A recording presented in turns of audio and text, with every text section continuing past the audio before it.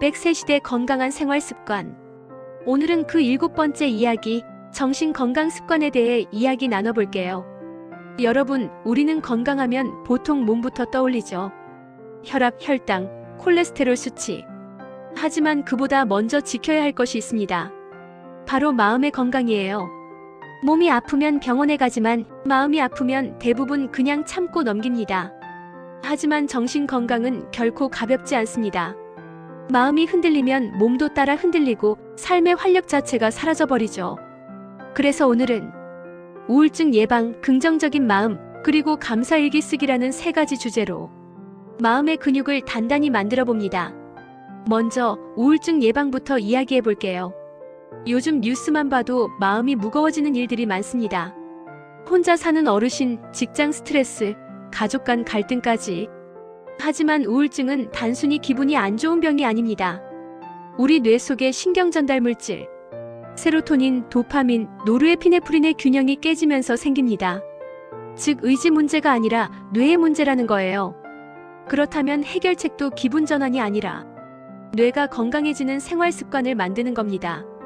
첫 번째 습관은 햇빛 쬐기. 아침 햇살은 세로토닌을 활성화시켜 기분을 맑게 하고 생체 리듬을 조절합니다. 매일 오전 15분 커피 한 잔 들고 베란다에 서보세요. 햇살이 피부에 닿는 그 순간 뇌는 이미 행복 호르몬을 만들기 시작합니다. 두 번째는 운동입니다. 운동은 가장 강력한 천연 항우울제예요. 미국 하버드대 연구에서는 주 3회 걷기만으로도 우울증 위험이 절반으로 감소했습니다. 특히 걷기는 명상과 비슷한 효과가 있어요. 발걸음 소리에 집중하다 보면 머릿속이 서서히 정리되고 생각이 가벼워집니다. 세 번째는 수면입니다. 불면은 우울증의 첫 신호이자 원인이기도 하죠. 밤마다 휴대폰 화면을 보느라 잠을 놓치지 마세요. 대신 조용한 음악, 따뜻한 차 한 잔, 가벼운 스트레칭으로 몸과 마음을 이완시켜 보세요. 숙면은 다음 날의 감정 회복력으로 이어집니다. 그리고 네 번째, 사람과의 연결을 유지하세요. 말 한마디, 인사 한 번이 마음의 약이 됩니다. 이웃에게 오늘 날씨 좋죠? 마트 계산원에게 수고 많으세요. 그 짧은 순간에도 우리 뇌는 소속감을 느낍니다. 우울증 예방의 핵심은 고립되지 않는 것.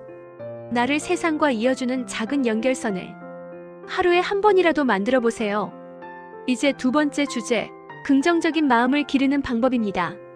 긍정이라고 하면 억지로 웃는 걸 떠올리기 쉽지만 사실 그건 오해예요.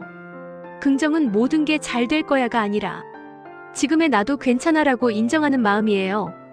있는 그대로의 나를 받아들이는 연습이죠. 예를 들어 실패했을 때 왜 이렇게 못했지? 대신 그래도 시도해봤잖아라고 말해보세요. 이건 단순한 위로가 아닙니다. 뇌는 실제로 긍정적인 언어를 자주 들을수록 스트레스 호르몬인 코르티솔 분비가 줄어든다고 해요. 심리학에서는 이를 인지 재구성이라고 부릅니다. 같은 상황이라도 해석을 바꾸면 느끼는 감정이 완전히 달라집니다. 비 오는 날을 예로 들어볼까요? 또 비야 우울해 대신 이 비 덕분에 나무들이 숨쉬겠네. 이게 바로 긍정의 전환이에요. 긍정적인 마음은 하루아침에 생기지 않습니다. 하지만 매일 작은 생각을 바꾸다 보면 어느새 삶의 무게가 가벼워집니다. 그리고 긍정을 지탱하는 가장 강력한 도구, 그게 바로 감사일기입니다. 감사일기는 단순히 고맙다 쓰는 게 아니라 삶의 초점을 없는 것에서 있는 것으로 바꾸는 훈련이에요. 하루가 끝날 때 오늘 감사했던 일 3가지를 써보세요. 거창할 필요 없습니다. 따뜻한 밥을 먹었다. 누군가 내 이야기를 들어줬다. 하늘이 맑았다. 이런 작고 평범한 일들이면 충분해요. 미국 UC 데이비스 대학 연구에 따르면 감사일기를 2주간 쓴 사람들은 불안과 우울 점수가 25% 이상 감소했다고 합니다. 또 다른 연구에서는 감사 습관이 면역세포의 활동을 높여 실제로 감기나 피로감이 줄어드는 효과도 있었다고 하죠. 즉 감사는 단순한 마음의 위로가 아니라 몸과 뇌를 동시에 치유하는 의학적 습관인 셈입니다. 감사일기를 쓰는 팁을 하나 드릴게요. 하루 5분 잠자기 전 노트 한 권을 꺼내서 오늘 하루를 떠올려 보세요. 그리고 이렇게 3줄로 써보는 겁니다. 첫째, 오늘 내가 감사했던 일. 둘째, 그 일로 내가 느낀 감정. 셋째, 내일 기대되는 일 한 가지. 예를 들어 이렇게요. 오늘 친구에게 전화가 와서 기뻤다. 관심받는 느낌이 따뜻했다. 내일은 내가 먼저 연락해야지. 이런 단순한 문장들이 나도 모르게 삶의 따뜻한 기억을 강화시킵니다. 그게 마음의 면역력을 만드는 과정이에요.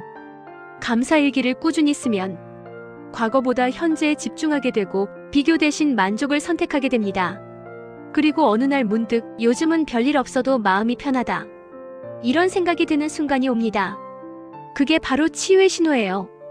혹시 감사일기를 쓰는 게 어렵다면 스마트폰 메모장에 하루 한 줄만 써도 됩니다. 오늘 하루도 잘 버텼다. 이 한 문장도 충분합니다. 중요한 건 완벽하게 쓰는 것이 아니라 꾸준히 기록하는 마음이에요. 그리고 꼭 기억하세요. 감사와 긍정은 우울을 억누르는 게 아니라 그늘 속에서도 빛을 찾는 힘입니다. 마음이 힘들 때는 멈춰도 괜찮고 도움을 요청해도 괜찮습니다. 그건 약함이 아니라 용기예요. 내 마음을 돌보는 건 이기심이 아니라 내 인생을 지키는 가장 지혜로운 습관입니다. 오늘 하루 여러분의 마음은 괜찮으신가요? 혹시 지치셨다면 지금 이 영상을 본 것만으로도 이미 마음 돌봄을 시작하신 겁니다. 잠시 눈을 감고 나는 오늘도 충분히 잘했다. 그 말을 스스로에게 선물해 보세요. 100세 시대의 건강은 몸과 마음이 함께 균형 잡힌 삶입니다. 마음의 건강은 하루하루의 습관에서 자랍니다. 햇빛 한 줌, 대화 한마디, 감사 한 줄, 미소 한 번. 이것들이 쌓여 인생의 빛을 만들어갑니다. 오늘도 여러분의 하루가 감사로 채워지고 긍정으로 물들길 바랍니다. 100세 시대 건강한 생활 습관 7번째 이야기, 정신건강습관 편이었습니다. 좋아요와 구독은 여러분 마음의 건강을 응원하는 큰 힘이 됩니다. 다음 8번째 이야기에서는 두뇌 건강과 기억력 유지 비결로 찾아올게요.